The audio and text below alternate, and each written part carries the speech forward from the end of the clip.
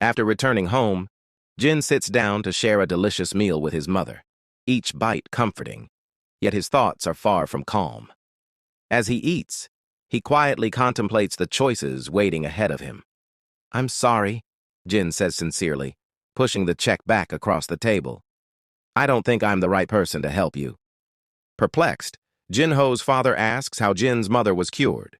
Jin simply replies that if he truly knew the answer, he wouldn't have kept it hidden. Without dragging the conversation further, he stands and tells the CEO that he has to leave. Inside the elevator, Jin reflects on the fact that Young-han is Jin-ho's father, but even with that connection, he realizes he barely knows the man or what kind of person he is. He also reminds himself that the holy water of life is limited, too rare to be handed out lightly. Despite the generous offers on the table, none of them stirred his heart. If he's going to make a choice, he wants it to be one he won't regret. Later, over dinner, Jin tells his mother that he'll be heading out again soon. He knows there are countless people out there stronger than him, and if he wants to keep up, he can't afford to rest. His mother gently mentions how his father used to rush through meals whenever someone needed him, then offers to help Jin pack. That night, with Gina curled up under the covers, Jin quietly enters her room. He sits on the edge of her bed, struggling to find the right words. Eventually, he opens up, admitting that he recently came dangerously close to death. Sure, danger is nothing new to him, but this time, it was different. Still, he survived. And he's grateful for every single time he's come back home. So this time, I'll come back too, he promises. He thanks his sister for stopping him earlier, for grounding him when he needed it most. She replies that he probably would have gone anyway. He smiles, agreeing, then reassures her that no matter how far apart they are, he'll always protect her. The scene transitions to a public press event where Jin and Chairman Go stand side by side, confidently addressing the media and sealing their alliance with a handshake.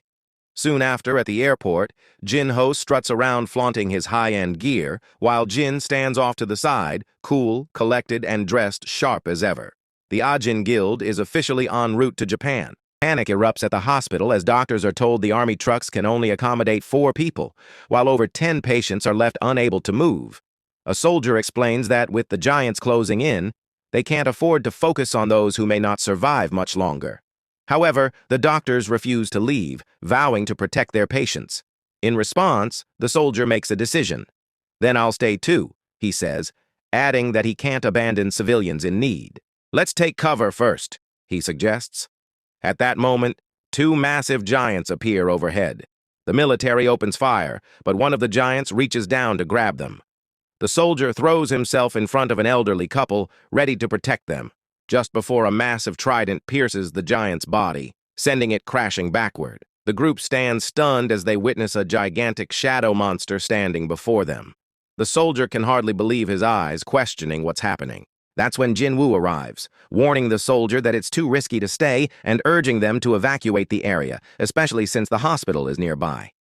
Suddenly, debris crashes down from a nearby building, but Jin-ho steps in just in time, shielding the elderly couple from the falling rubble. He tells Jin that he will stay behind to assist with the evacuation. "Okay," Jin-woo replies with a calm nod, his usual nonchalance never wavering. With a powerful roar, the giant shadow monster thrusts its trident into the chest of the second giant, sending it careening into the surrounding buildings. Without hesitating, Jin-woo runs up the serpent's back, leaps into the air, and cleaves the giant's face in half with a single devastating strike. A man asks his companion about him. His friend replies that he's heard Lady Selner hasn't even revealed a fraction of his power. "He'll die," Baldy comments. Shark Boy explains that all their abilities have been enhanced by Lady Selner, and he should know that ordinary hunters have their limits. He then questions whether Jin-woo is a reawakened, with Scarface suggesting that Jin-woo is underestimating the situation. He asks if Jin really thinks his bugs are comparable to the giants, adding that hunters who overestimate themselves are bound to perish. "I'll bet my yacht he'll be gone in a day," Baldy wagers. "I'll bet my house he'll be finished in 2 days.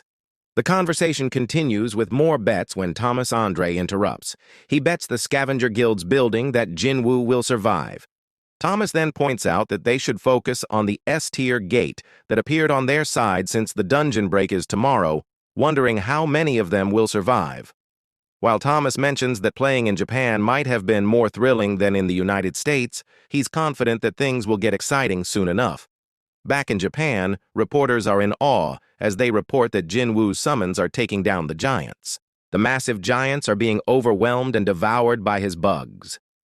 Meanwhile, a girl runs for her life as a shadow appears, slicing the giant's hand off. The shadow then moves the girl out of harm's way just as the giant roars in agony.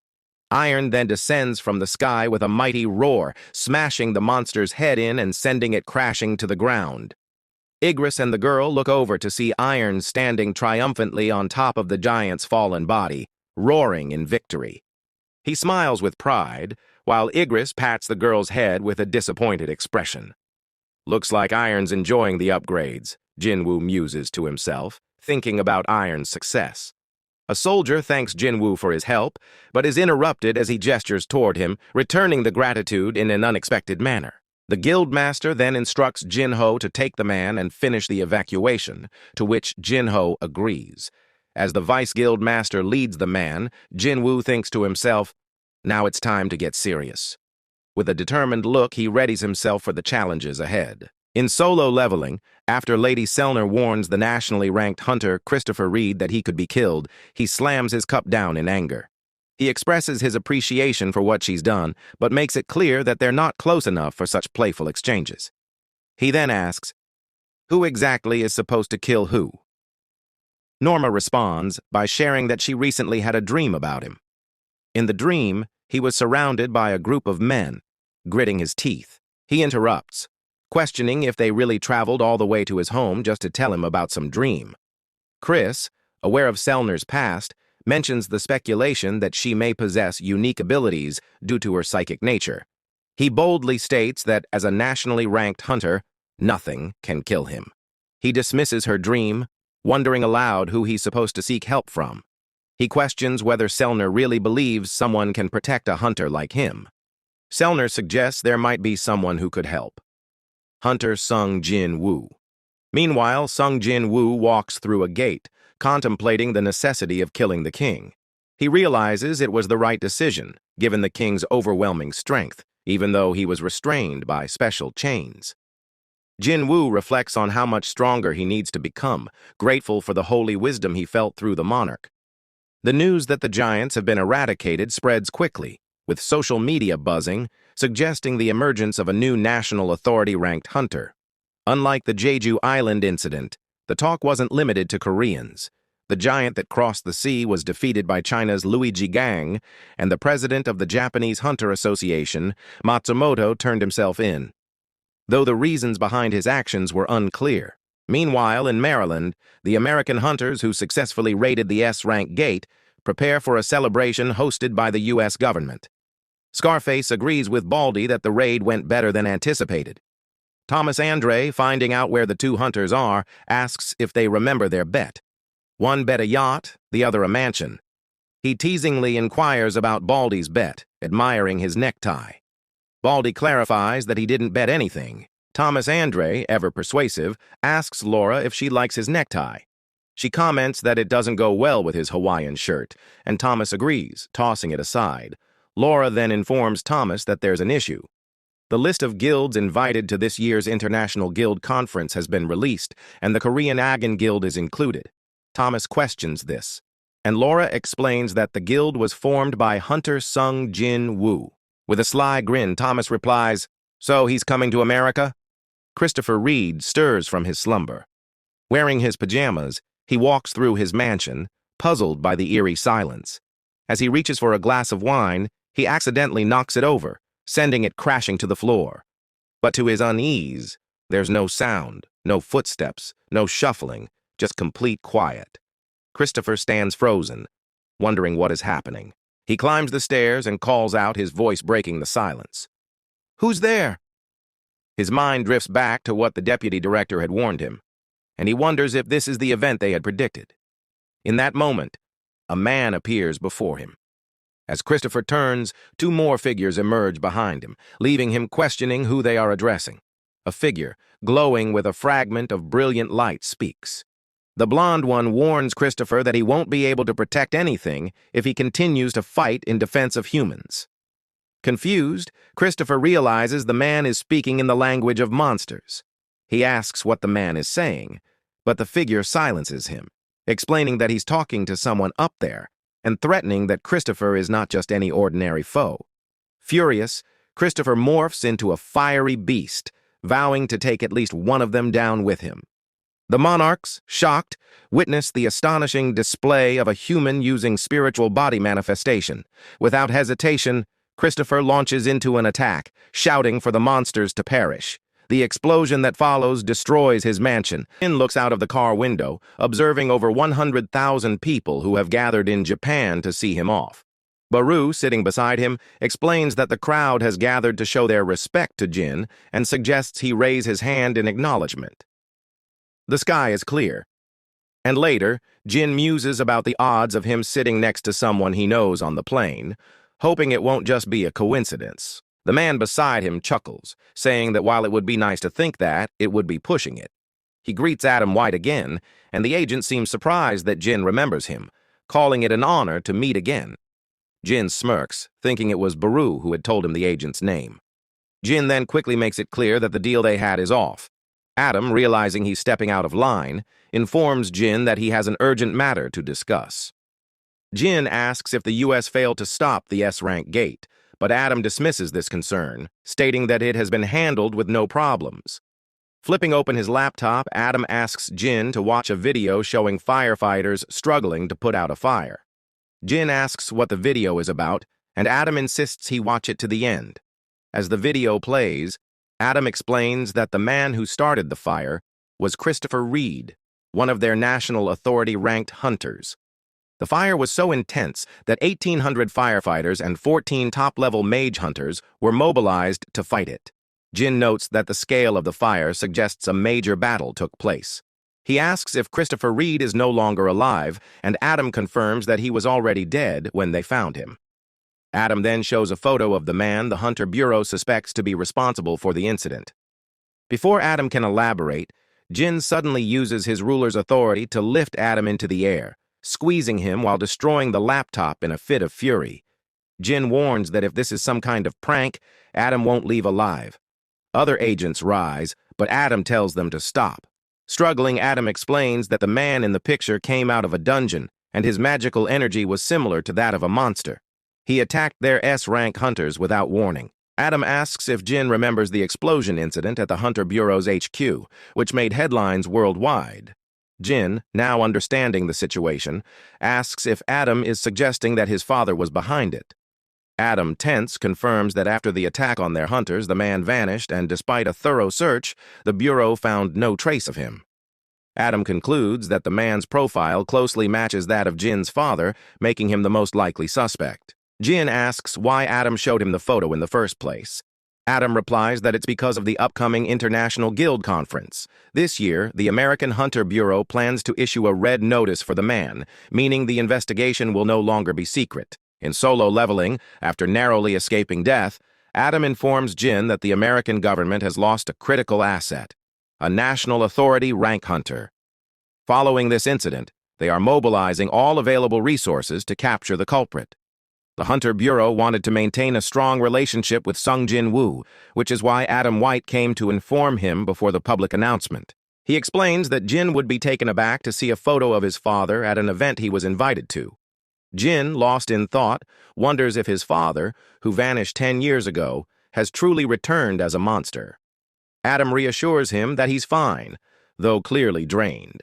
He observes that Jin's telekinesis is far superior to that of high-ranked magic hunters, noting that only National Authority rank hunters could wield such power.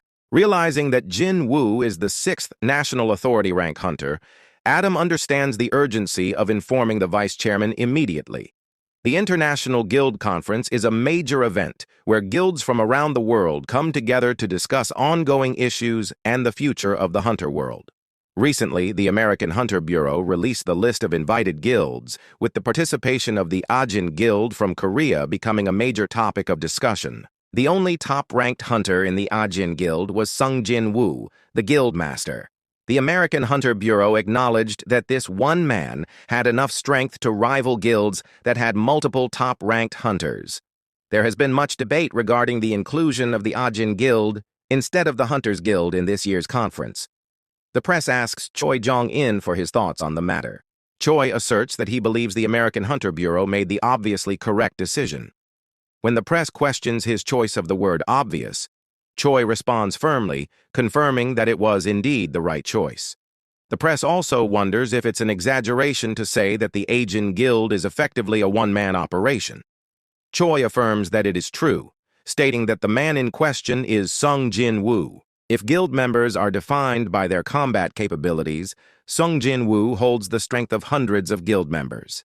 Choi, having witnessed his performance during the Jeju Island raid and other recent events, declares that the Ajin Guild would outmatch any guild from any nation. As for the Hunters Guild, which has represented Korea at the International Guild Conference every year, Choi acknowledges the disappointment of not being able to attend this year, but he expresses immense pride in having a hunter like Sung Jin-woo to protect them from monsters of unimaginable power. He adds with a smirk that the only reason he and his guild survived the Jeju Island raid was due to Hunter Sung. On his way out, one of Choi's guild members informs him that they received the permit for a gate that appeared in Susayo-dong this morning. It's an A-rank gate, but the actual measurements are not particularly high. Choi asks if the Ajin Guild did not apply for the permit again, to which the man confirms, stating that there has been little activity from them since Jin-woo returned from Japan 4 days ago. The Goat of Dungeon Destruction has yet to appear at any gates, while all the major guilds in Seoul are celebrating.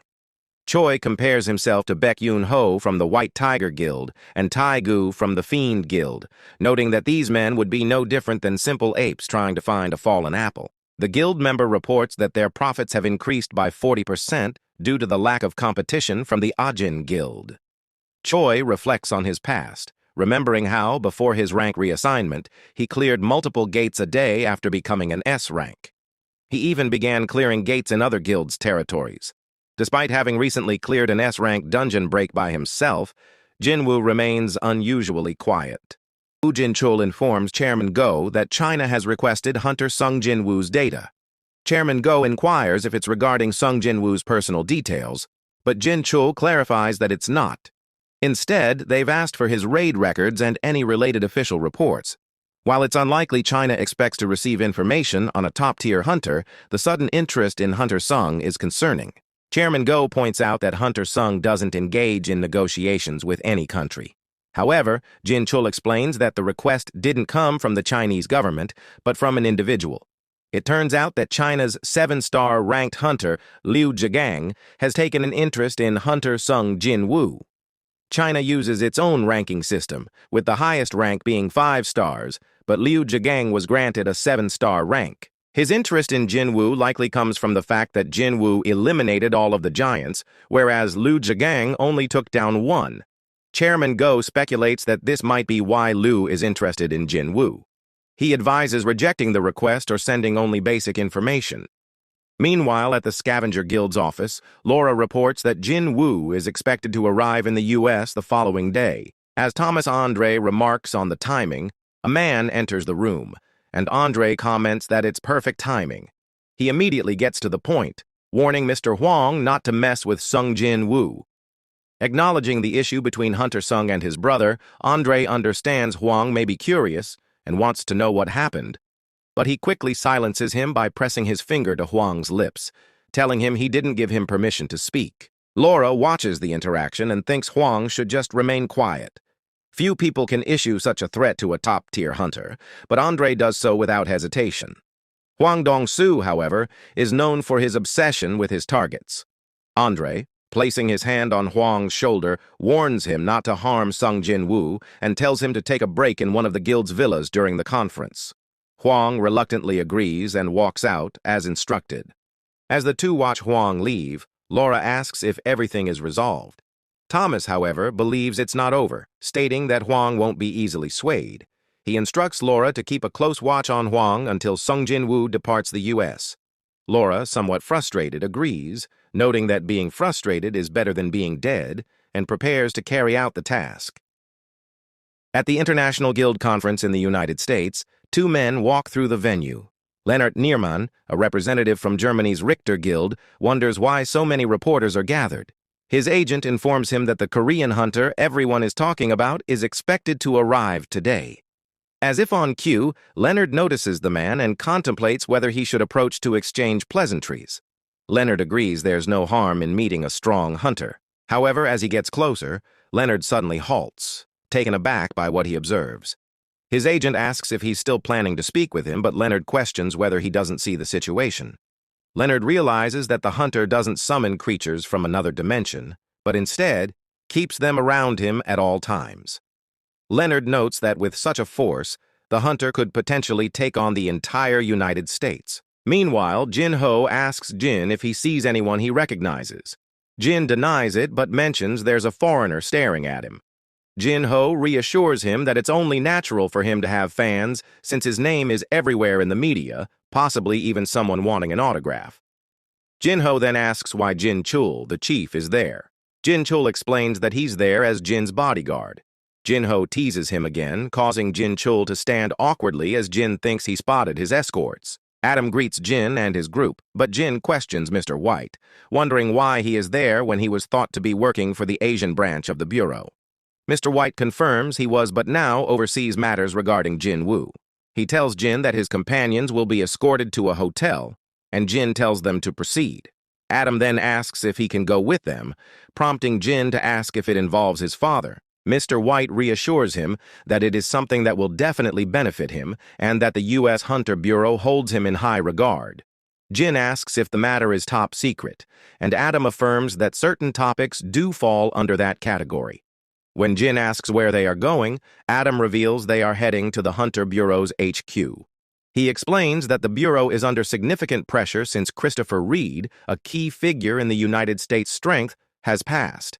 They are desperately searching for someone to fill the gap left by his death.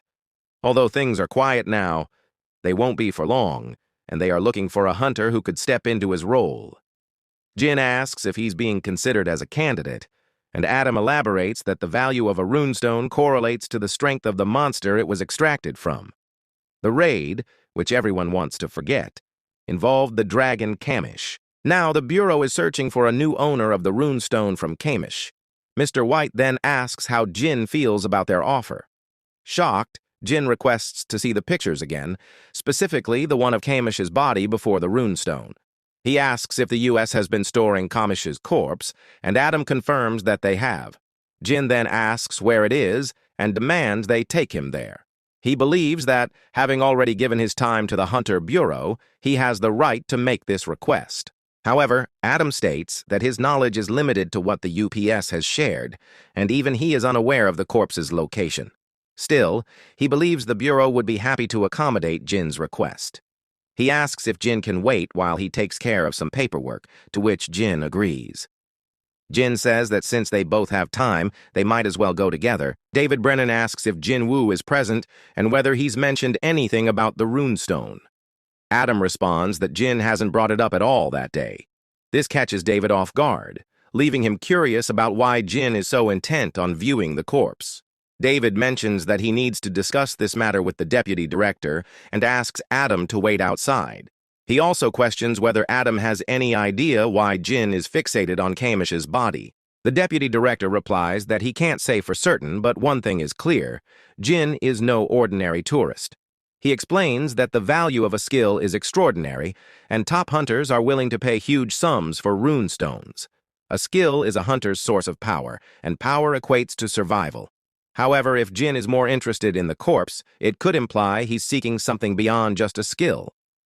The deputy director wonders if Jin's ability is limited only to monsters. A realization strikes him. What if Jin could create summons from the bodies of monsters that have been dead for years? Perhaps Jin plans to make Kamish one of his summons. The director, shocked, insists that this cannot be allowed. No one should possess such immense power. However, he acknowledges that denying Jin's request might damage their relationship. With a resigned sigh, the deputy director agrees to personally escort Jin, thinking it would be a good chance to assess Jin's abilities firsthand. Later, in the elevator, David expresses a desire to speak with Jin in a more relaxed manner, but admits that this is likely how Jin would prefer it. Meanwhile, Jin reflects on how the Hunter Bureau's headquarters was built on the very spot where Kamish was defeated. As they progress, Jin senses an overwhelming magical presence in the air. He wonders how potent the energy must be if there are still remnants lingering after 8 years. He imagines how powerful Kamish would be if turned into a soldier. The bay doors open, revealing the immense creature. David informs Jin that Kamish managed to kill hundreds of elite hunters and was only defeated by the 5 remaining National Authority hunters. The creature's body has been perfectly preserved since its death. David goes on to explain that all the electricity in the building is powered by Kamish's magic crystal. He then asks Jin if he's satisfied, to which Jin tells David to step back. David hesitantly asks if Jin is certain about this, but Jin reassures him that the deputy director has already approved it. As Jin steps forward, David says, "Let's see what happens next." Raising his arm, Jin commands, "Arise!" But instead of the expected result, shock waves of shadow energy erupt from the corpse as the shadow extraction fails. Taking a deep breath, Jin tries again, saying, "Arise!" This time, a malevolent shadow begins to form, and Kamish's shadow bursts from the corpse, roaring. The entire facility is thrown into chaos. Lights explode, and gas pipes rupture from the immense pressure of his presence. The colossal dragon scans his surroundings, locking eyes with Jin Woo, and questions whether it was he who summoned him. The Americans, frozen in disbelief, struggle to process the monstrous figure before them. Realizing there are humans nearby, Kamish declares that they must perish, vowing to slaughter them all, and slams his claws against the thick glass separating them. David is left speechless. The barrier had been fortified with high-level magic cast by an elite hunter, yet Kamish shattered it effortlessly. Without hesitation, the dragon crashes through the protective glass and begins to build up his devastating breath attack. Maintenance staff frantically urge the director to escape, but he knows all too well. This is Kamish's breath. Running won't save anyone. Before the dragon can unleash his destruction, Jin Woo raises his voice, commanding Kamish to stand down. He explains that the magical crystal once implanted in the dragon's skull, which forced him to obey the rulers, had long been removed. There is no longer a need to follow their commands. Hearing Jin Woo speak in the ancient monster language, the Americans are stunned.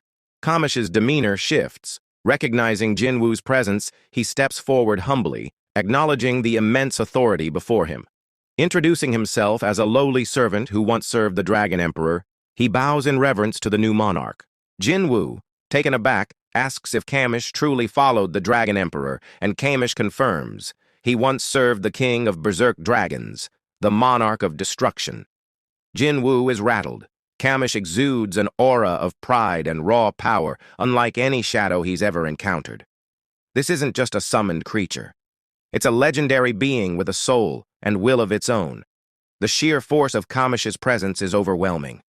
Meanwhile, the Americans watch in stunned silence, utterly bewildered by the sight of the mighty dragon submitting like a loyal pet.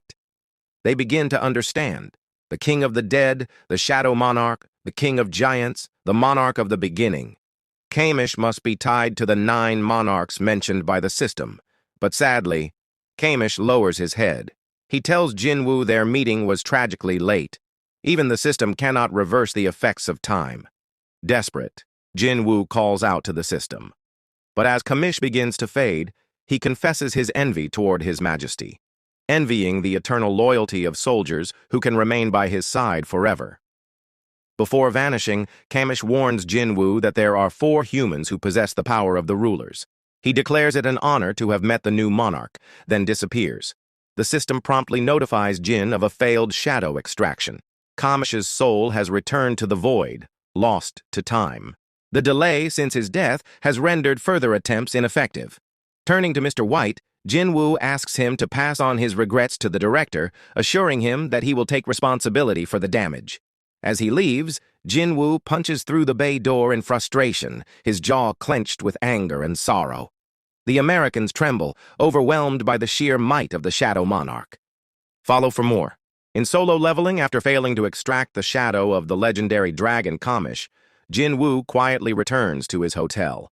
There, he's met by Woo Jin-chul, who immediately asks why he had been unreachable. Jin Woo casually explains that he was in a place without any reception for a short time. Jin-chul then asks if Jin Woo was able to meet with Jin Ho. However, things quickly turn puzzling when Jin-chul mentions that Jin Ho left after receiving a message from Jin Woo, claiming he was waiting at the Hunter Bureau. Jin Woo, visibly confused, questions the statement. He had just come from the Bureau himself and hadn't sent any message. Something isn't adding up. Adam White steps in, noting that Jin Ho's name wasn't found in the Bureau's visitor logs. Jin-chul insists that's strange, explaining that a hunter from the Scavenger Guild had shown up roughly 2 hours ago to pick Jin Ho up. He adds that although the Scavenger Guild has close ties with the Hunter Bureau, they usually don't interfere in matters like this. The best option now, he says, is to contact them directly and clarify what's going on. Feeling a sinking sensation, Jin Woo mutters to himself about the strange vibe surrounding the situation. Laura chimes in, pointing out that Adam had just said someone escorted the vice leader of the Ajin Guild. She then turns to Adam, asking if Jin Woo's already aware of what happened, to which Adam replies that he hasn't been informed yet. Apparently, Jin Ho's companions had already come by asking questions while Jin Woo was still at the Bureau.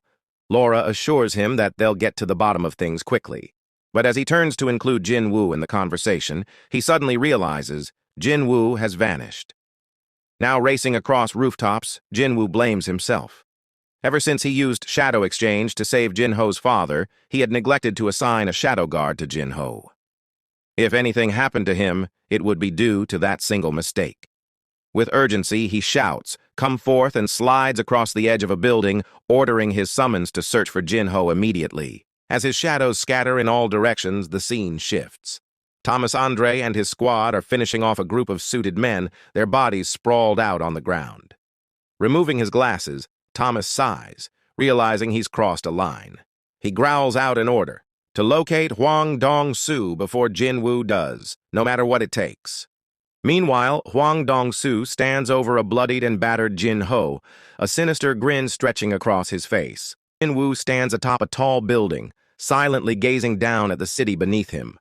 Through the senses of his shadow soldiers, he listens in on the voices and movements of the people below, scanning for any sign of Jin Ho.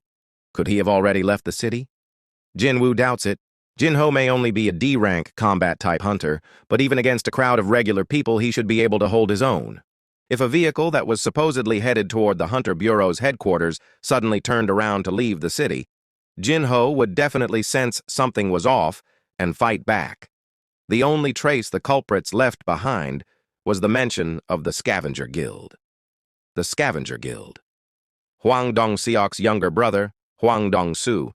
He must have been biding his time, waiting for Jin Woo and Jin Ho to set foot in America, all to uncover the truth behind his brother's death. Jin Ho and Jin Woo were the only survivors from that dungeon raid. Hwang Dong-soo must be convinced that one of them, or both, killed his brother. Who would have thought that Woo Jin-chul's old warning would come true? Jin Woo doesn't regret the choice he made back then, but still. All of this might have been avoided if he had simply assigned a shadow to protect Jin Ho. If anything happens to him now, the blame rests on his shoulders. Meanwhile, in a different part of the city, Thomas Andre demands updates. Asking for any developments, he questions whether Hwang isn't afraid of death. After all, as an S-rank hunter, Hwang should understand the difference in power between himself and Sung Jin Woo. For him to pull something this reckless, Thomas decides it's time to act personally. Thinking he's perhaps been too lenient with his guild members, Thomas turns to Laura for a report. She informs him that with the cooperation of the Hunter Bureau, they've tracked Hwang Dong-soo's movement patterns over the past month. There have been 3 occasions where he veered off his usual routine. Hearing this, Thomas orders her to deploy all available hunters to those locations, and says he'll be heading out too. But then he pauses, asking how she managed to get the Bureau to cooperate so quickly. Laura explains she simply told them the truth. If Hwang Dong-soo isn't found soon, a clash between Thomas and Jin Woo is inevitable. Meanwhile, Adam White reports that all Scavenger Guild operations have come to a halt. Every scheduled raid has been canceled, and all hunters are mobilizing. The deputy director of the Hunter Bureau hears the news and immediately understands. If every Scavenger Guild member is on the move, Thomas Andre must be leading the charge. Something massive is about to unfold. Elsewhere, inside an old abandoned factory, one of the guild members nervously asks Huang Dong-su if he's sure about what he's doing. Calm and composed, Huang responds that he doesn't intend to harm Jin-ho. There's just one thing he wants to know. Thomas may have warned him not to lay a finger on Sung Jin-woo, but Huang never planned on it anyway. There was someone else who could give him the answers he needed. Turning to Jin-ho, he tells him if he just speaks honestly about what happened in that dungeon, about what really happened to his brother, he'll let him go without a single scratch.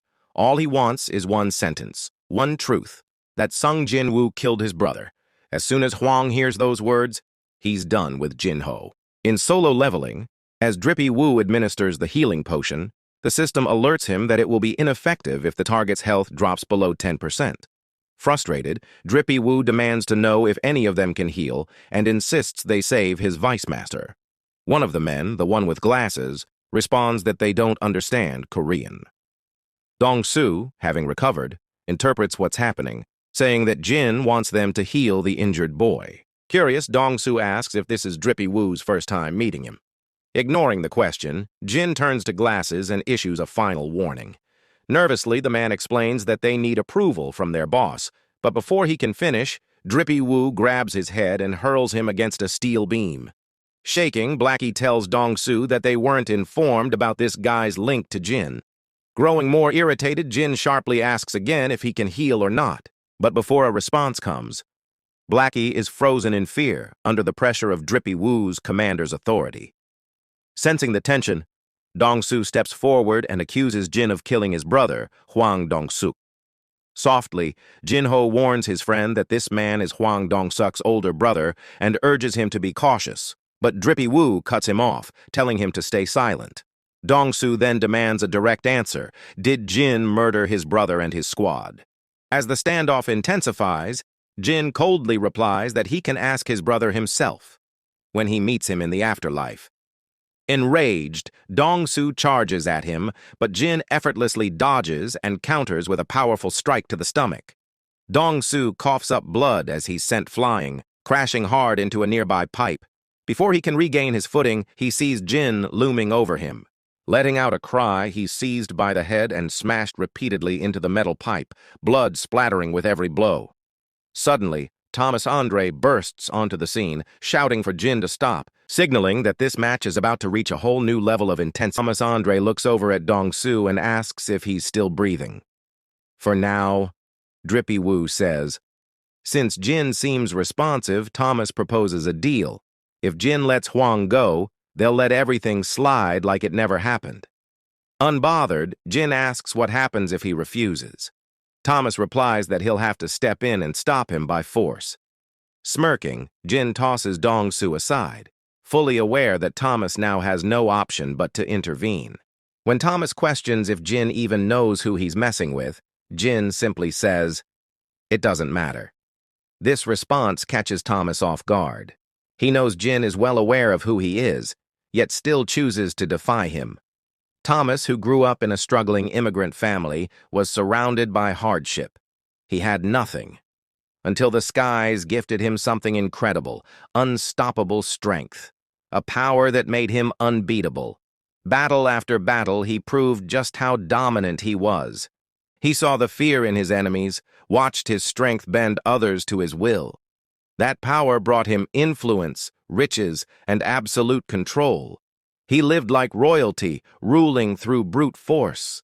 And when the world changed with the rise of hunters, he grabbed the chance to become a king in reality. Anyone who stood in his way was crushed. Anyone who disrespected him was broken. To Thomas, violence was the answer to everything. Now, with Jin Woo standing in front of him, Thomas is ready to show just how powerful he truly is. Meanwhile, the Scavenger Guild arrives at the battlefield, troops locking into formation. Suddenly, an intense shockwave explodes past them, sending cars flying and stirring up dust and debris. As the air clears, Thomas brushes off the concern of his men, signaling that he's fine. A guild agent shouts orders, telling the others to move and fall into position. Jin instructs his Shadow Knight to get Jin-ho to the closest hospital and to ensure he receives top-notch treatment no matter what. As Kaisel takes off into the sky with Jin-ho, the tension on the battlefield thickens. Thomas stands tall, backed by the full strength of the Scavenger Guild. Opposite him, Jin stands firm, surrounded by his massive shadow army. Eyes gleaming with anticipation, Thomas mutters that now things are finally getting interesting. He no longer gives a damn about Dong-su. In his mind, there's only one way to reclaim his pride, by destroying the cocky bastard in front of him. Thomas Andre steps forward, telling Jin that if he admits he was wrong and walks away now, he'll spare his life. But Drippy Woo answers him by showing his finger. Thomas warns Drippy Woo that he'll regret tossing aside his final warning.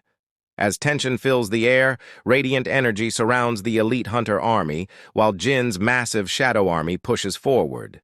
The tankers from Thomas's side rush in, forming a barrier of light that successfully blocks the first wave of shadows. Thomas doesn't wait. He charges through the dark army, smashing and slicing through the shadow creatures with brutal ease. When he comes face to face with Tusk, the high-ranking ogre mage, he launches himself upward and punches straight through his head, killing him in a single blow. Landing with a thud, he casually remarks how effortless it all feels. Locking eyes with Drippy Woo, Thomas lunges forward. One of Jin's shadows slides into his path, but Thomas roars for it to move and sends it flying with a single punch. Drippy Woo disappears from the scene and suddenly appears behind him, slashing at his ribs. But the attack fails to even scratch Thomas's skin. Surprised, Jin is then struck by a devastating backhand that hurls him across the battlefield. Thomas reminds him not to look down on national-level hunters. He uses telekinesis to pull Jin toward him, intending to crush him and show him the vast gap in their strength. But Jin resists, activating his own telekinetic power, stopping Thomas in his tracks. Confused, Thomas realizes that instead of being pulled in, Jin is forcing him still. Before he can react, Jin surges forward and lands a solid punch to Thomas's face, sending the hunter crashing back, stunned that he's actually bleeding. Thomas quickly regains his stance, but Jin is already charging back in, mocking his earlier arrogance.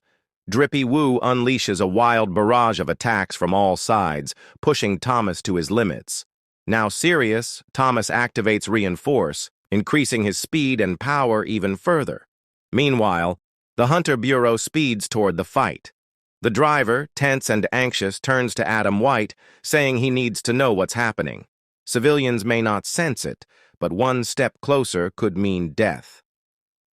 At that moment, Jin reflects on something important. There are 4 individuals who inherited the powers of the rulers. He suspects they are the same people who survived the infamous Kamish raid. And one of them is standing right in front of him, Thomas Andre. Thomas charges once again, raising both arms before slamming them into the ground, tearing apart the landscape with sheer force. Jin narrowly dodges the blow, but Thomas follows with his ability Capture. Hunters nearby scream for a retreat as Thomas creates a swirling black orb of destruction that begins to consume the shadow soldiers like a void. Jin knows that if it weren't for his own ruler's authority, he'd be dragged into it too. As the warehouse explodes under the pressure of their battle, Jin leaps up to the top of a broken roof, staring down at the chaos below. Looking up, Thomas says he won't miss this time. Chaos fully erupts. Members of the Scavenger Guild hurry to evacuate the injured, navigating through the ruins of their surroundings. In the midst of the mayhem, a man glances upward just in time to witness Andre launching off the ground, hurtling toward Drippy Woo at full force. But the Shadow Monarch responds with sharp precision.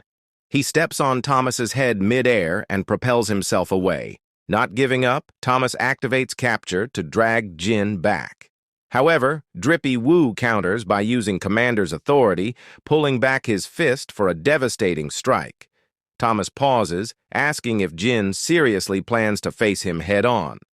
Accepting the challenge with a grin, he powers up with reinforcement. Their fists collide in a thunderous impact, unleashing a shockwave that rips through the warehouse, sending both of them crashing through steel and concrete. Drippy Woo lands cleanly while Thomas erupts from the rubble, charging without hesitation. He aims a powerful punch, but Jin evades it. As Thomas's missed blow splinters the ground behind him, Jin grabs him by the horns and drives his knee into his face, fracturing his skull. Agents from the Hunter Bureau arrive just in time to witness the brutal confrontation. One of them warns Adam White that the situation is beyond dangerous and advises him to brace himself. Watching the titanic clash unfold, Adam is stunned as Thomas and Jin devastate everything around them. Realizing that the man fighting Thomas is none other than Jin Woo, Adam asks what can be done. The agent, stunned, replies that there's no stopping them now. Thomas is being utterly dominated by the Shadow Monarch. He wonders how a hunter classified as a magic type could have such monstrous strength and agility. Badly battered, Thomas starts to question the possibility of losing. Calling it unthinkable, he lunges again, preparing to tear Jin apart. But Drippy Woo blocks him once more and retaliates with a punishing punch. Fueled by his pride and identity as a symbol of raw strength, Thomas roars his name, demanding Jin stop underestimating him. But Jin, unfazed, strikes him with an elbow to the skull and calmly reminds him it doesn't matter who he is. As the battle draws to its conclusion, Adam pleads for Jin to stop. Drippy Woo answers with a relentless combo, shattering Thomas's armor and will. Finally accepting his defeat, Thomas slumps as Jin raises his fist again, then lowers it, signaling that the fight is over. Adam stands in awe, unable to comprehend that Jin brought down a hunter of Thomas Andre's caliber. He wonders if there's anyone else on Earth capable of such a feat. Maybe not. If the world ever finds out, the fallout would be massive. Calling for immediate aid, Adam urges a healer to tend to Thomas. But the healer admits he can't do it alone. Every bone in Thomas's body is broken, and he's bleeding heavily. Only someone at his level of power could even survive. Any lesser hunter would have died a dozen times over. Still, Adam tries to look on the bright side.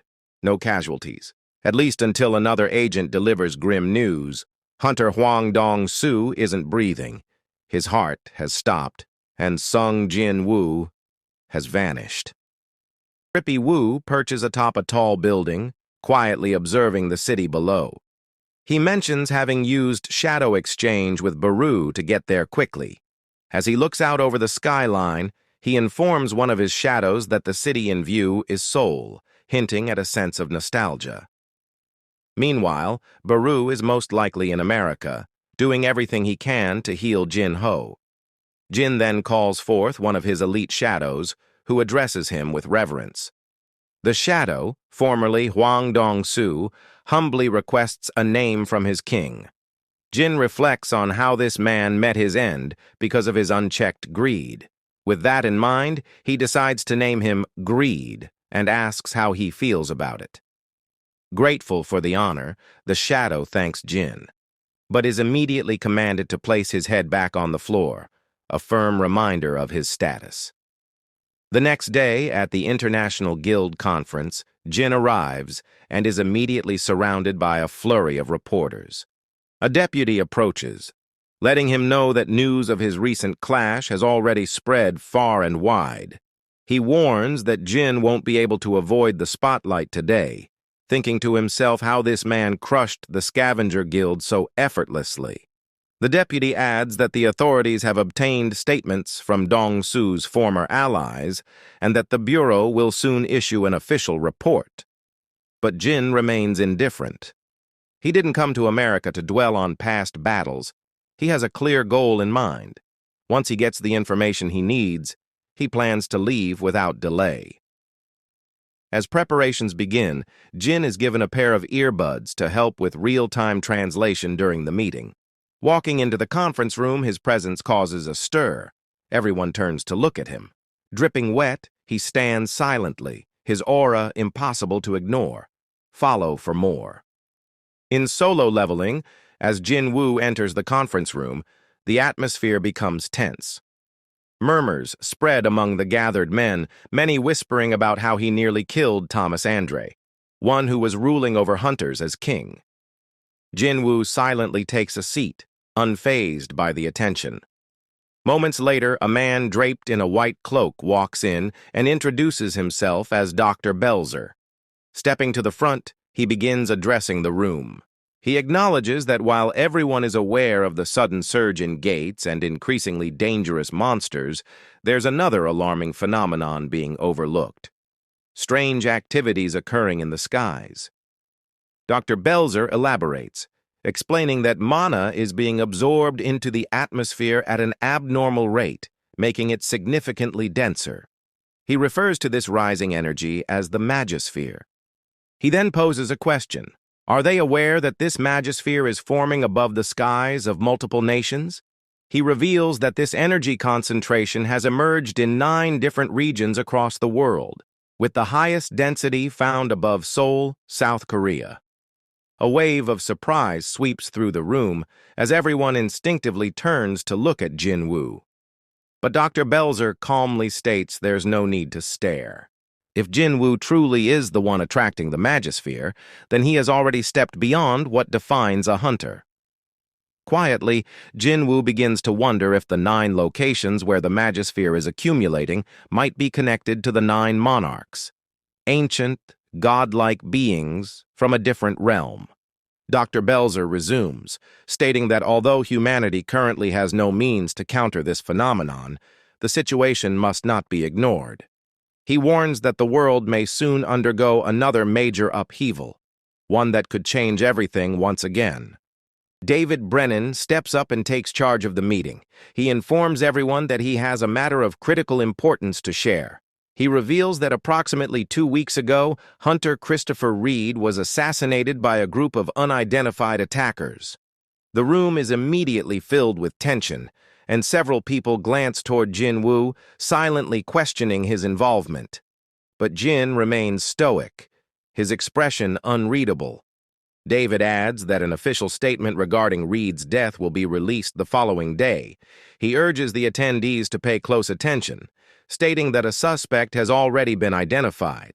When an image of the alleged individual, labeled S, appears on the screen, the room shifts uncomfortably. While it's clear the person isn't Jin Woo, the resemblance is unsettling. Some attendees glance over but quickly avert their eyes when they feel Jin's intense gaze. One man tries to brush it off with a dismissive remark, saying all Asians look alike anyway. Jin Woo grits his teeth, holding back his anger. The comment stings, but something deeper is troubling him. His mind drifts to what Kamish once told him, about 4 humans who were chosen to wield the ruler's power. He still doesn't understand why the rulers would create a monster in the image of his father. Could it have something to do with Kamish's warning? David resumes the briefing, reporting another alarming event. A mysterious creature found within an American gate was capable of speaking a human language. To handle the interrogation, they summoned S-rank hunter Hwang Dong-soo. But instead of answering, the creature knocked out Dong-soo and escaped, leaving the Hunter Bureau's headquarters to rubble. This act raised even more red flags. According to David, the suspect is strong enough to defeat Hwang Dong-soo. No easy feat. He speculates that similar humanoid monsters may have broken free from dungeons and worked together to eliminate Christopher Reed. As the projector displays more visuals from the incident, a sudden realization dawns on Jin Woo. In his mind, he hears the voice of his father, warning him not to return to Korea. Not for Jin's sake, but for his own, or he will never find peace, even in death. To confirm his suspicion, Jin summons Greed, who verifies what Jin had feared all along. Everything was falling into place. The director then announces the next steps. They plan to seek assistance from powerful guilds worldwide in order to track down and capture suspect S. He urges all those present to contact him immediately should they come across any relevant information. The atmosphere grows heavier when one of the attendees raises a question. Is there any solid evidence that suspect S isn't human? David Brennan answers confidently, explaining that the mana emitted by the suspect perfectly aligns with that of a monster, leaving no room for doubt. Another participant asks if this mysterious hunter actually exists. David confirms he does. When pressed on why the suspect's identity hasn't been disclosed, David explains that the individual shares a personal link with someone present at the meeting, so the Bureau chose to keep the information confidential for the time being. A hand raises, suggesting that revealing the suspect's identity might actually help in capturing him. All attention then shifts to Liu Zhigang, China's elite 7-star hunter, who directly asks about the connection between the suspect and Sung Jin-woo. Realizing the truth can't be withheld any longer, David gives in. He reveals that during interrogation, the suspect claimed to be Sung Jin-woo's father. Because of that claim, the Bureau has decided to treat the matter seriously and proceed with the investigation as if it were true. Liu Zhigang then poses a sharp question to Jin-woo. What would he do if the suspect really turns out to be his father and the hunters come after him? Without hesitation, Jin-woo replies, if the suspect is a monster, he'll be the one to eliminate him. But if it truly is his father, then he won't hesitate to turn against the hunters to protect his family, even if that means standing alone against the entire world.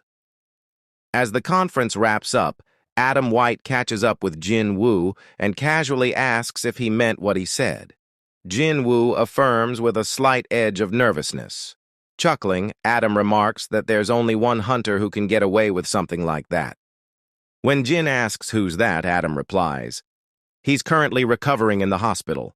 Trying to lighten the mood, Adam mentions there will be a celebration banquet and invites Jin-woo to attend, assuming he's not already tied up. But before they can head out, Liu Zhigang approaches from across the room. Speaking in Chinese, Liu addresses Jin-woo directly. Slightly confused, Jin asks what he's saying, and Adam steps in to interpret. Liu claims he recently captured a giant monster off China's coast, the same one Jin had let escape. Surprised, Jin asks how he can speak Chinese. Adam jokes that speaking Chinese isn't too strange, considering his position as the head of the Asian branch. As Adam continues translating, he explains that Liu was caught off guard by how powerful the creature was. The battle over water made the situation even more difficult. Ever since, Liu had been eager to meet the hunter who could handle such dangerous beasts with ease. Offering a handshake, Liu expresses his admiration for Jin-woo, particularly for putting Thomas Andre in his place. He's positive that Thomas Andre was on fault. As they shake hands, Liu leans in and whispers one last comment, which seems to startle Adam. As Liu walks away with a sly smirk, Adam finally translates the parting remark. Liu hopes that suspect S isn't his father. With that, the video comes to an end. Leave a comment. Adam translates that Liu had no desire to fight Jin-woo and held no hostility toward him. Moments later, David Brennan steps forward, politely requesting a moment of Jin's time. Jin agrees and takes a seat across from the upgrader, Norma Selner, curious about her intentions. He admits he hadn't expected to see her again. Norma begins by revealing that she has been plagued by recurring dreams, visions where top-ranked hunters were mercilessly hunted by an unknown force. Disturbingly, those dreams have begun to manifest in reality. When Jin inquires if Christopher Reed was among the victims, David confirms, explaining that they had tried to warn him, but he wouldn't heed their advice. Norma presses on, warning that more powerful hunters will continue to fall and the beings responsible won't stop. Jin wonders if she's come to warn him about his own death, but she gently shakes her head. Instead, she reveals her true reason. She's come to ask him to protect the remaining hunters.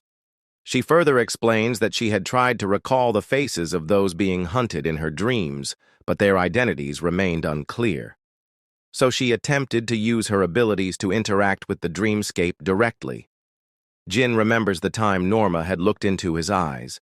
She confirms that during one of her visions, she encountered a presence so overwhelming that it forced her to abruptly awaken. Even after waking, the voice she heard echoed clearly in her mind. Jin asks what it said, and Norma, recalling the chilling moment, says the voice instructed her to go back and patiently wait for the war. Piecing it together, Jin suspects this is related to the war between the rulers and the monarchs, something the King of Giants had once warned him about.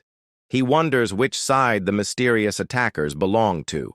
Still puzzled, Jin questions why she wants him to be the one to protect the hunters. Norma clarifies that she sensed a familiar power within him that day, the power of the Shadow Monarch. If that same presence appeared in her dreams, it must be the monarchs.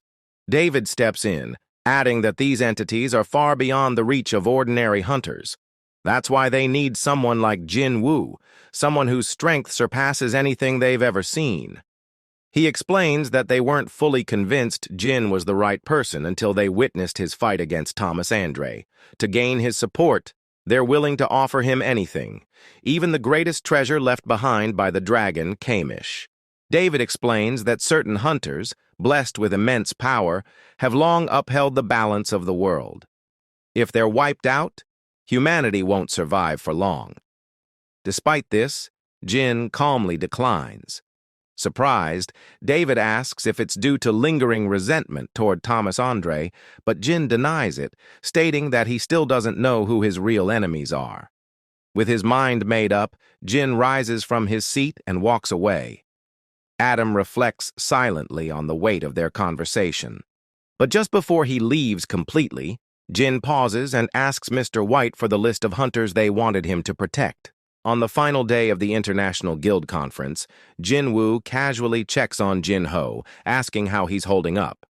Jin Ho cheerfully responds that he feels as good as new.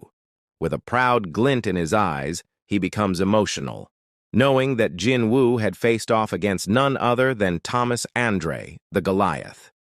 Nearby, a group of observers quietly discusses Jin Woo in disbelief. Even though he's standing right in front of them, they can't sense a trace of his presence, proof that he's on an entirely different level. They also piece together that Jin Ho must be the hunter Jin Woo fought so fiercely to protect. Soon after, a man approaches Jin Woo, introducing himself as the CEO of a global enterprise that specializes in handling and selling monster remains. He proposes a deal to purchase all the giant monsters Jin has hunted. Taking the opportunity, Jin mentions that while he leads the raids, it's his vice chairman who manages the business operations. Watching Jin Ho interact confidently, Jin Woo smiles to himself, recognizing how far Jin Ho has come in his role. At that moment, Adam White hands over a document. He explains that they've evaluated the hunters using a point-based system that accounts for their overall contribution and activity. The top 10 hunters sit at the top of this list.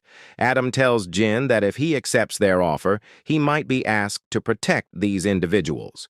Curious, Jin Woo asks where he ranks. Adam responds that, considering the number of giant-class monsters he defeated, Jin would likely be placed around 3rd or 4th. The rankings currently list Thomas Andre at the top, followed by Liu Zhigang, then Christopher Reed, and in 4th place, Siddharth Bachchan. Calling the process tedious, Jin decides to assign a shadow soldier to each of them. Instead of memorizing all their names, he plans to monitor them and identify which of them are aligned with the rulers. This way, he'll be able to figure out who's an ally, who's an enemy, and who he'll eventually have to confront. Just then, footsteps echo through the hall, and the atmosphere tenses. Thomas Andre appears, calling out to Jin Woo and asking for a moment. He explains that his arm, damaged by the immense magical energy in their battle, still hasn't fully healed.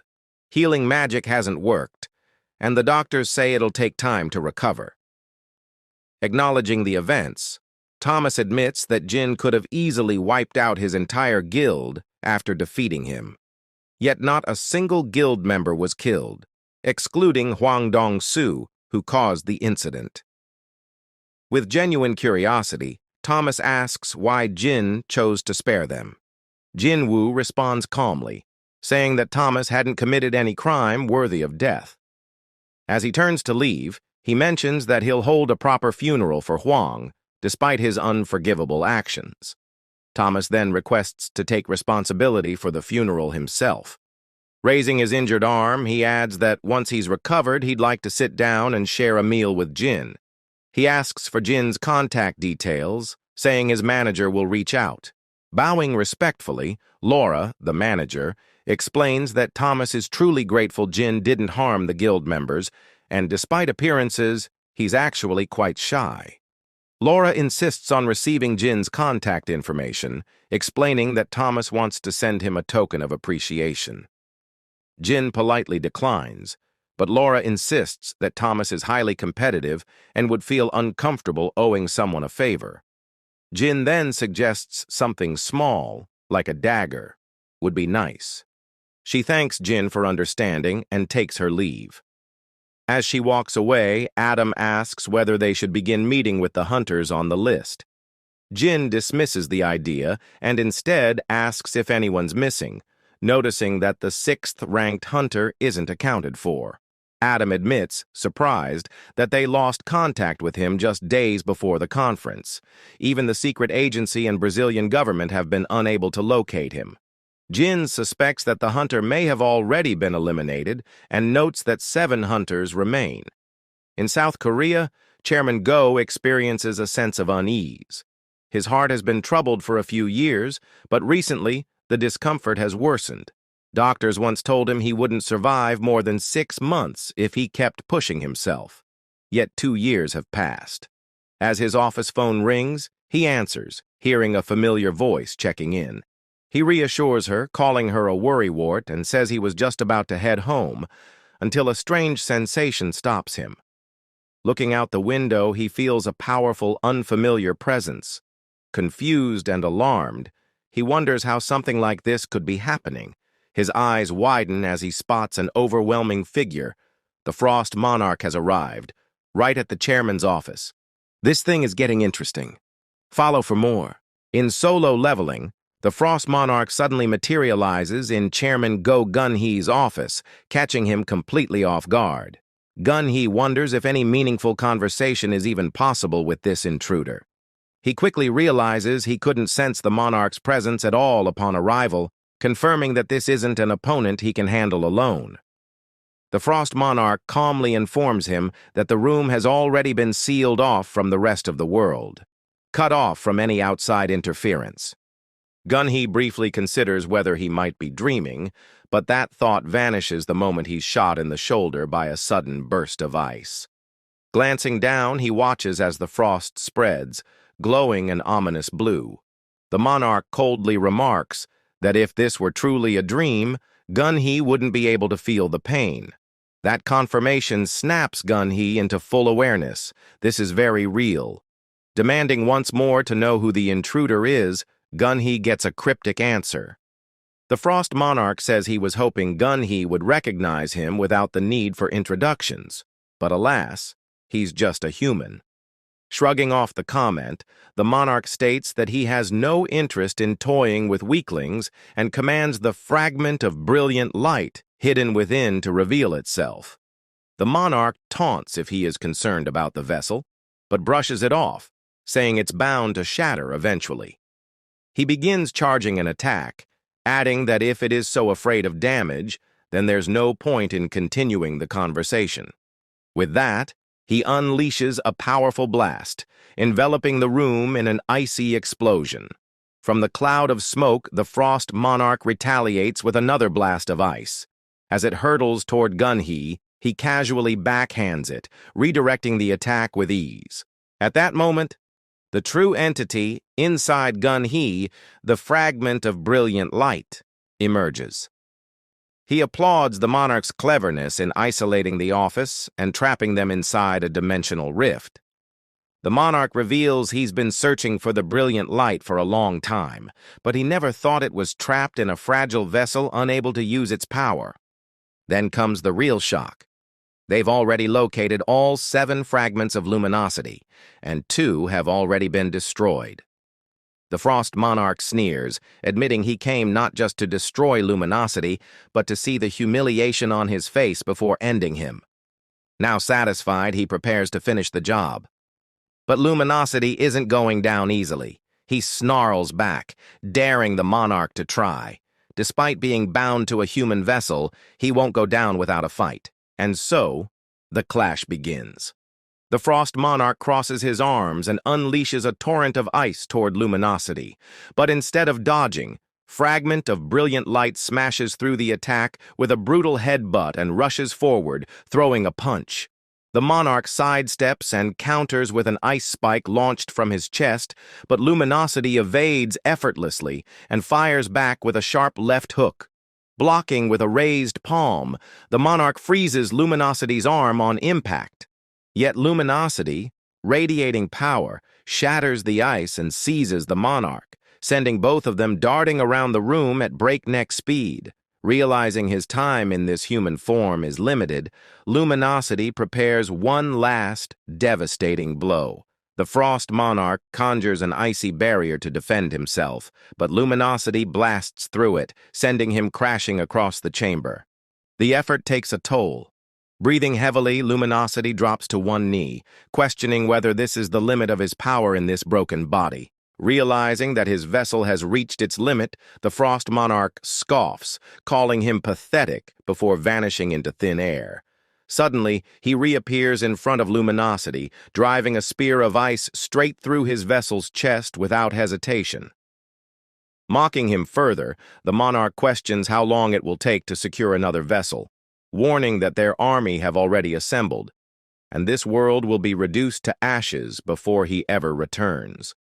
He coldly states that luminosity's biggest mistake was trying to shield this world. Did he honestly believe he could win without his sentinels?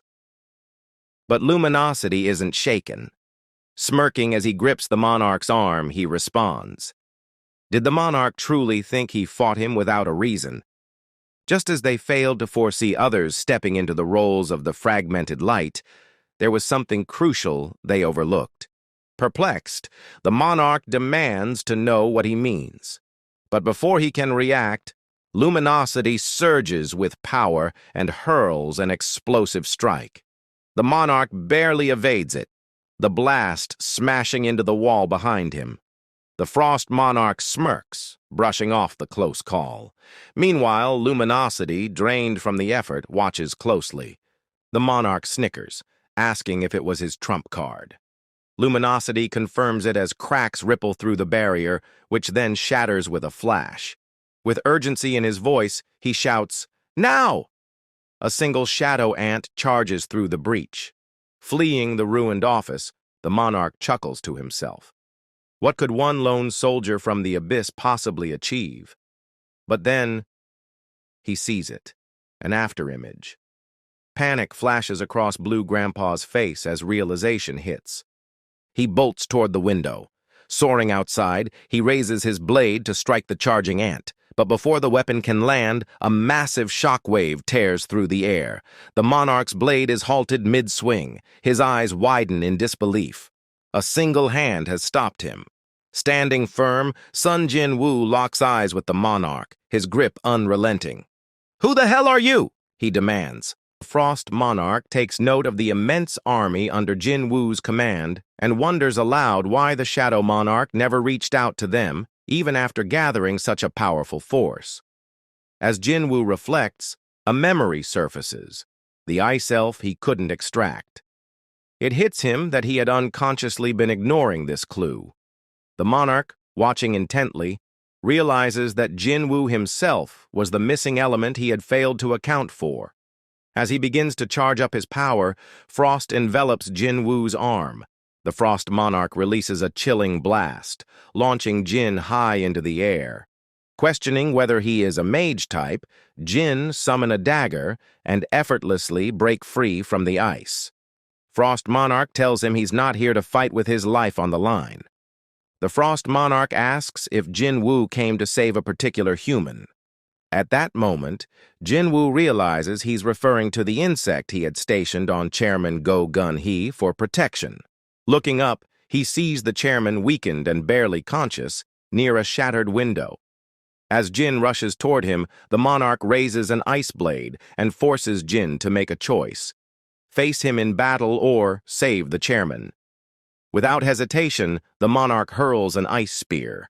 Jinwoo quickly tries to intercept it using ruler's authority, but the Frost Monarch's resistance to magic renders it ineffective.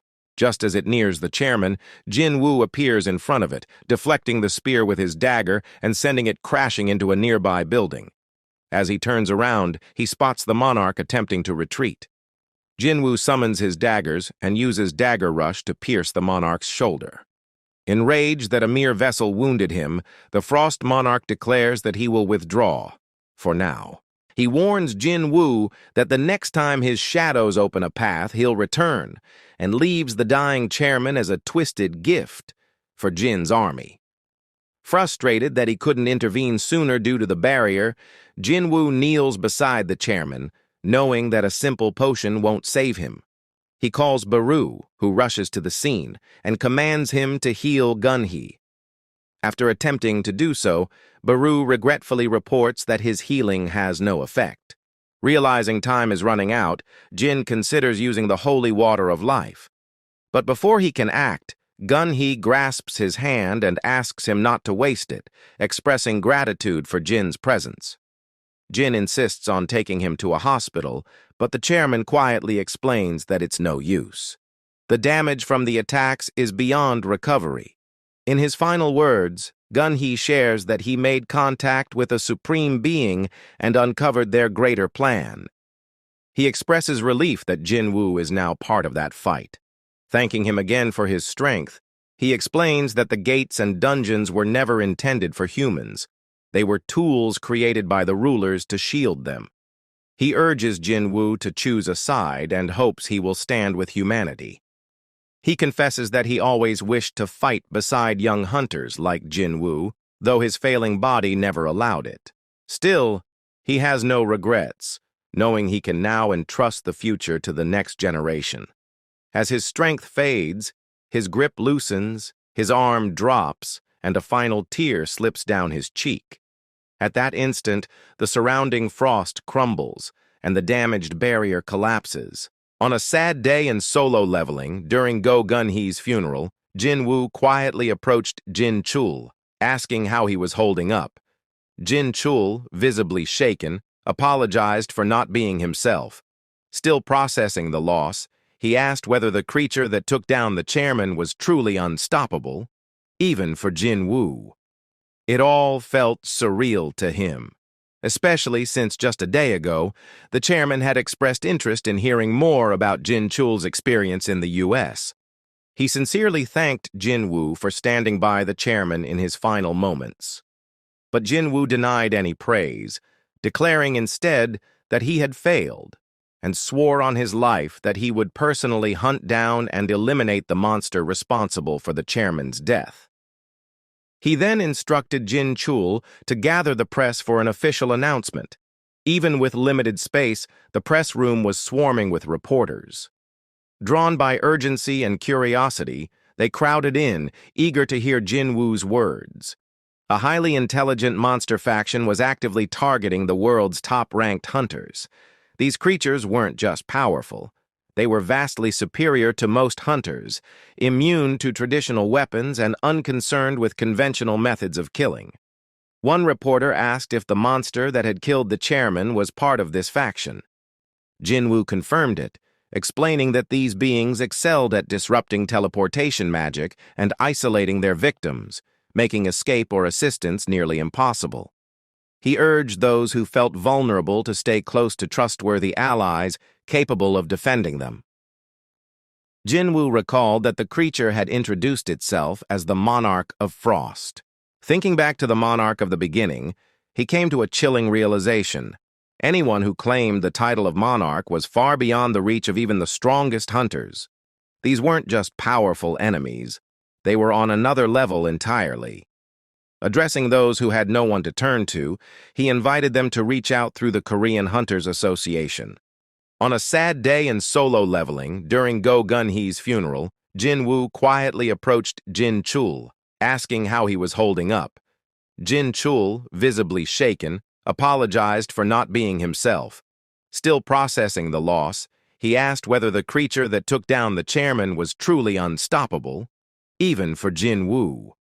It all felt surreal to him, especially since just a day ago, the chairman had expressed interest in hearing more about Jin-chul's experience in the U.S. He sincerely thanked Jin-woo for standing by the chairman in his final moments.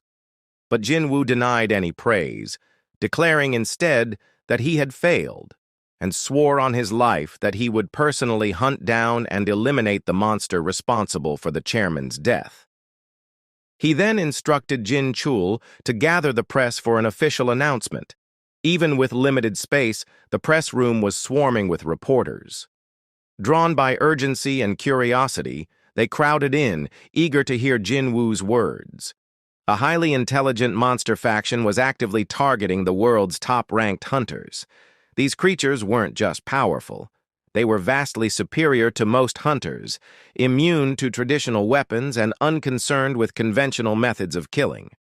One reporter asked if the monster that had killed the chairman was part of this faction. Jin-woo confirmed it, explaining that these beings excelled at disrupting teleportation magic and isolating their victims, making escape or assistance nearly impossible. He urged those who felt vulnerable to stay close to trustworthy allies capable of defending them. Jin-woo recalled that the creature had introduced itself as the Monarch of Frost. Thinking back to the Monarch of the beginning, he came to a chilling realization. Anyone who claimed the title of Monarch was far beyond the reach of even the strongest hunters. These weren't just powerful enemies. They were on another level entirely. Addressing those who had no one to turn to, he invited them to reach out through the Korean Hunters Association. In solo leveling during a secretive gathering inside a cavern, the Frost Monarch reveals that the Shadow Monarch has surfaced on Earth. He reminds the others that the Shadow Monarch once claimed no vessel could ever withstand his full power. Yogamunt questions whether that's the same reason the Dragon King cannot remain on the surface for long. But the Ice Monarch firmly states that he witnessed it firsthand, and warns that the Shadow Monarch poses a greater threat than even the fragment of light. He declares that he'll handle the situation personally. He turns to the rest of the monarchs, asking if they are willing to assist him. However, another monarch speaks out, cautioning that going up against Jin-woo is suicide. He emphasizes that Jin-woo stands among the strongest of their kind and suggests they wait for the Dragon King's return. The Blue Grandpa expresses his irritation, pointing out that despite being monarchs, all they do is hide and wait. He argues that this is their one opportunity to defeat the Shadow Monarch while he still exists in his human form. He pleads for their support, promising to shoulder the consequences and erase the Shadow Monarch completely. Yogamunt says he refuses to share the fate of the Monarch of White Flames. The Beast Monarch mocks them, calling them cowards. But the Blonde Monarch rebukes him, reminding everyone of what happened to the White Flame Monarch. He says he refuses to fall victim to the Shadow Monarch's authority and be trapped in eternal slumber. The Beast Monarch counters, arguing that the Shadow Monarch shouldn't be able to enslave them since they're in their true forms. But the Blonde Monarch responds that it appears the Shadow Monarch is cooperating with the Architect, and now has the ability to create replicas of them. He refuses to become a pawn in someone else's world. With that, Yogamunt and the Blonde Monarch return to their gates. The Beast Monarch then asks what proof they have that Jin-woo is still human. Holding up a dagger, the Frost Monarch explains that it's been coated with poison, something Ashborn, the original Shadow Monarch, would never have done. Smirking, a sultry female monarch remarks that if the Shadow Monarch had full control over his body, he wouldn't need to rely on cheap tricks. The Frost Monarch then asks if she'll join the mission. Grinning, she and the Beast Monarch agree to take part in the plot to eliminate the Shadow Monarch. And so the conspiracy begins to unfold, and the battle edges closer. In solo leveling, Wu Jin-chul urges everyone to consider who will protect them when another S-rank gate appears. He emphasizes that even with massive amounts of money, they wouldn't be able to buy their survival in such life-threatening scenarios. Back during the Jeju Island raid, while Hunter Sung Jin-woo was battling the Ant Army, the chairman who was observing him made a heartfelt statement. Now that his wish had been granted, he could finally rest peacefully, though he never expected to meet his end like this. Elsewhere, Jin-woo sits atop a rooftop, dismissing the current method since he still can't sense his magical power. At that moment, we receive a status update. As he recalls his confrontation with the Frost Monarch, he remembers how the monarch lacked a shadow and claimed to be in his original form. Jin-woo also recalls the words of the Monarch of Giants, that being in their true forms makes them immune to becoming shadow soldiers. Still, Jin-woo brushes it off. As a hunter, his instinct tells him he never lets a target escape. Meanwhile, in a meeting room, an official announces that it's been a week since the chairman's seat became vacant, and it's time to name a successor. He points out how important the chairman's role was, being not only an S-rank hunter but also the head of the Hunters Association, which managed Korea's top 5 guilds. Now, without that guiding force, who can keep the guilds in check? A suited official, wearing glasses, asks if the idea is to appoint another S-rank hunter. He notes that while such hunters carry significant influence, hiring someone from outside must be done with caution. After long discussions, he and the board suggest Wu Jin-chul as the next president of the association. Caught off guard, Jin-chul questions the decision. The advisor explains that he had worked the closest with the previous president, gained the most insight, and displayed strong leadership and operational skills. He adds that there's no rule stating only an S-rank hunter can lead, and Jin-chul's presence alone commands authority and respect. Despite the praise, Jin-chul humbly declines, saying he lacks many of the qualities expected for such a distinguished position. He insists that other hunters are more qualified, citing his youth and inexperience.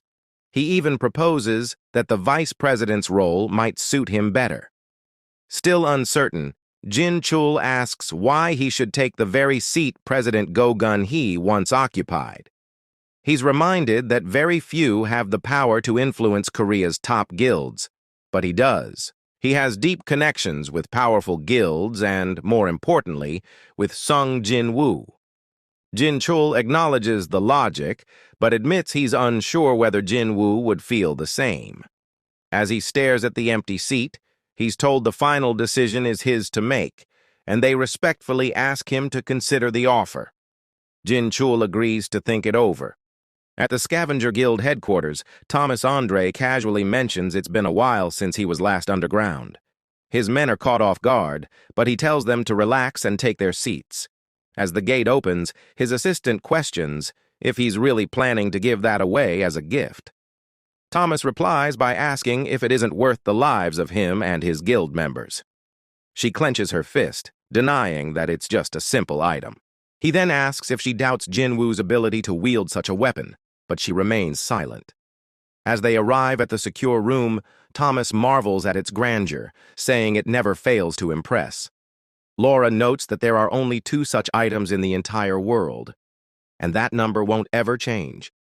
She asks again if he's still willing to part with it, knowing how rare it is. Thomas nods. In fact, that's exactly why he's giving it to him.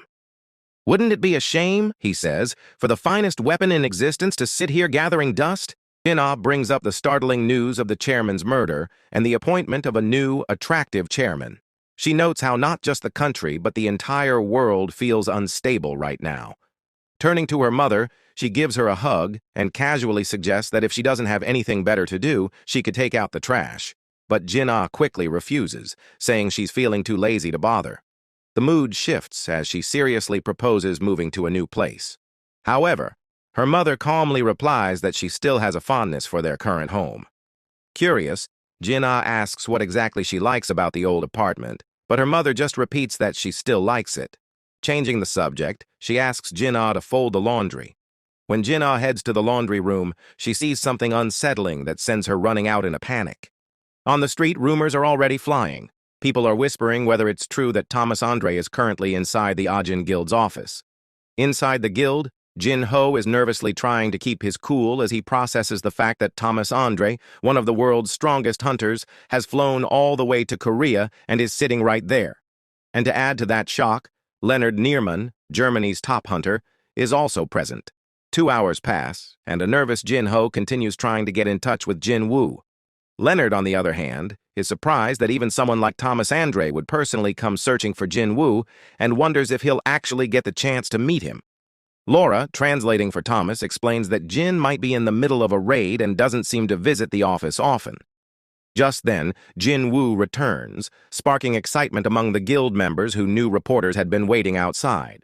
Jin Woo senses that Thomas had been there based on the lingering aura in the room. Jin Ho immediately asks why he wasn't answering his phone, and Jin replies that he was occupied. His torn clothes back up that claim. He explains that with the recent surge in dungeon outbreaks, he can't afford to relax, especially since Baru and Igris are about to level up. Thomas greets Jin Woo and reminds him of their agreement to share a meal once his arm healed. He also says he brought along a special gift. Jin Woo raises an eyebrow, curious, and Thomas, clearly amused, says he's glad to see some excitement and suggests they move somewhere private, because what he brought is too dangerous to hand over in public. Back at the office, Jin Ho grows increasingly suspicious and wonders if this could be a setup. Jin Woo notices the other man with Thomas and asks who he is.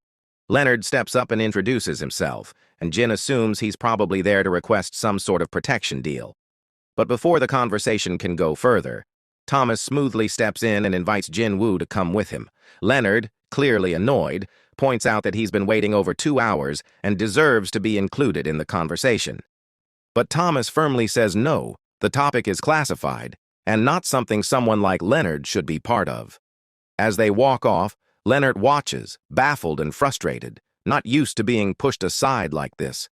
Thomas snaps his fingers, telling Jin Woo he has no idea how long he's been waiting for this moment. Setting a case down on the table, he asks if Jin can sense the power emanating from the item inside. This, he explains, is his way of showing appreciation for Jin sparing his guild members' lives. When Jin opens the case, he's stunned to see Kamish's blades. Thomas is impressed that Jin could identify the material at just a glance. Jin then asks about the corpse, believing it was under the Hunter Bureau's custody. Thomas explains that they handed over Kamish's body, hoping that their cooperation would earn them something more valuable than money. He adds that Kamish's largest tooth was ripped out during their battle, when the dragon bit him, and Thomas was allowed to keep it as a keepsake. Since it was too small for a proper longsword, he had it reforged into a pair of deadly daggers. As Jin picks one up, he's immediately struck by its overwhelming power. The weapon far surpasses the Demon King's dagger in quality and strength. Swinging it through the air, Jin realizes the daggers feel like he's wielding broadswords in each hand. Thomas, clearly startled, remarks that even with powerful enchantments and reinforced defenses, these blades could still slice through him with ease. Nervously, he jokes whether Jin plans to use the very gift he gave him to kill him. Jin notices how different the daggers feel compared to ordinary weapons. They respond intensely to his mana, as if alive. The agents watching grow tense. Thomas turns to Laura and asks if she still thinks his decision was a mistake. She quietly shakes her head and asks Jin Woo how the gift feels. Jin questions whether he can really accept them without any cost. Thomas insists that it's a fair trade. Compared to Jin sparing his and his guild's lives, this gesture is worth next to nothing. Hearing that, Jin accepts the weapons, and Thomas beams with satisfaction. Just then, both of them are overwhelmed by a strange sensation. They turn toward the window, where people in the streets below are all looking up at the sky in alarm. Jin wonders if this is the true nature of the immense magical energy that has been gathering above Seoul. Thomas, staring in disbelief, says he's never seen a gate this massive, far larger than the one Kamish once emerged from. He reflects that perhaps the world is evolving, pushing past the limits of what they once considered possible. After the sudden appearance of a massive gate in the sky, stunned citizens began taking pictures of the enormous structure looming above the skies of Seoul. Dr. Belzer addresses the situation, stating that he had previously warned about the concentration of magical energy in the atmosphere. He explains that this colossal gate is merely the beginning and predicts that equally frightening gates may soon emerge in other parts of the world. A concerned man asks if these strange occurrences could potentially spread globally, to which Dr. Belzer nods in agreement. The man notes that the doctor has been researching these gates and their dangerous nature for some time, and asks whether any countermeasures have been prepared. Belzer simply advises that they pray and hope the situation doesn't spiral into disaster. Meanwhile, as Jin Woo approaches the gate, he finds himself unable to pass through its threshold. He comments on how strange it is, comparing the invisible barrier to a wall. However, this is no ordinary wall. It's one that even someone of his power, a monarch, cannot breach. He begins to suspect that the creatures inside this gate might be far more dangerous than anything they've encountered before. Still, with his loved ones at stake, he refuses to let any threat escape. Suddenly, Jin's phone rings, and he answers to hear Jin Chul on the other end. Due to the altitude, the connection is poor, and Jin Chul suggests calling back. Jin brushes it off, saying it's nothing serious, and jokes about addressing Jin Chul as chairman now. Jin Chul laughs it off, admitting he's still adjusting to the role and doesn't feel worthy of the title. Jin Woo then inquires if he followed up on the information he requested. The chairman confirms, saying that hunter associations across the globe have been asked to scan the regions using satellites, but no new gates have surfaced, aside from the ones already known. Jin questions the odds of no new gates appearing in the 3 hours since this massive one opened and concludes that such timing is no coincidence. The chairman then shares their plan to evacuate civilians from the vicinity of the gate and asks Jin what his next move will be. Jin calmly replies that he isn't sure what tomorrow will bring, but someone has to remain behind to plant apple trees. In solo leveling at the Hunter Association Gymnasium, Jin smoothly dodges every one of Baru's attacks. Moving effortlessly, he slips beneath the ant's claws like he's playing a game of limbo. As Baru readies another strike, Jin suddenly catches his arm and asks if he's really using his full power. Stepping back, Baru lowers his head and humbly asks how he could possibly go all out against his king. Jin tells him it's all right. He just wanted a light workout, and adds that Baru is the only one worthy of facing him. Flattered, the ant general drops to one knee and gratefully accepts the compliment. Jin then wonders aloud how Baru's speech has improved so rapidly and jokes about whether he's eaten a human. After brushing himself off, Jin instructs him to start the high-level general rank training. Baru charges forward with a powerful move, but Jin swiftly sidesteps the attack. When Baru throws a punch, Jin blocks it, all while evaluating the strength behind it. Since advancing to general rank, Baru's abilities have clearly grown stronger. Baru continues his assault, but Jin, the Shadow Monarch, dodges everything with ease and counters with a solid punch to his stomach. He reminds Baru that the title of general means leading an army, and there can only be one. If Baru wants to keep his position and avoid being outshined, he'll have to push himself harder. Baru lets out a loud screech as they both start darting across the gym at lightning speed. Still, Jin isn't impressed. He knows that despite Baru being one of his strongest soldiers, he wouldn't be able to hold his own against the other monarchs. As Baru lunges in again, Jin redirects the momentum, causing him to slam into the ground. Now behind him, Jin lands a sharp hook to Baru's side, launching him into the wall. Left sprawled out like a true insect, Baru praises his king's power and bows in awe. Jin casually tells him to lay off the historical dramas for a while. Baru glances up at him with big, apologetic eyes as he begins to heal himself. Jin realizes it's time to clean up and tells the chairman not to get too angry. After all, he has an outstanding workforce of 300 loyal ants at his command. Laura asks Thomas Andre if he's leaving, to which he questions how he could leave after something so big and beautiful has appeared. He questions its beauty, and looking out the window, Thomas explains that everything that makes the heart flutter is beautiful, a fire-breathing dragon, that big gate, and Hunter Sung's power. Everything has a certain beauty. He adds that everything that he likes is beautiful, which is why he wants to possess it. Laura remarks that he's finally encountered something beyond his grasp, and Thomas agrees, admitting he never imagined something like this could appear. He notes there's no gate left to return through anyway, though Laura mentions that the Hunter's Bureau is growing concerned. Thomas chuckles at the thought, confidently telling her there's no place safer than being near Jin-woo. He insists that if they can't put an end to it here, there won't be a safe place left to go back to, so he wants to witness it with his own eyes. Whether this turns out to be humanity's downfall or the start of something new.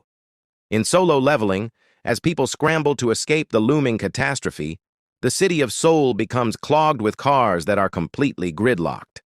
Meanwhile, Jenna asks her mother if they're evacuating, to which she replies by saying it might be better to decide where they want to die, noting that no official evacuation order has been given yet. Frustrated, Jenna insists that she's about to start college, can finally drink, and plans to live on her own.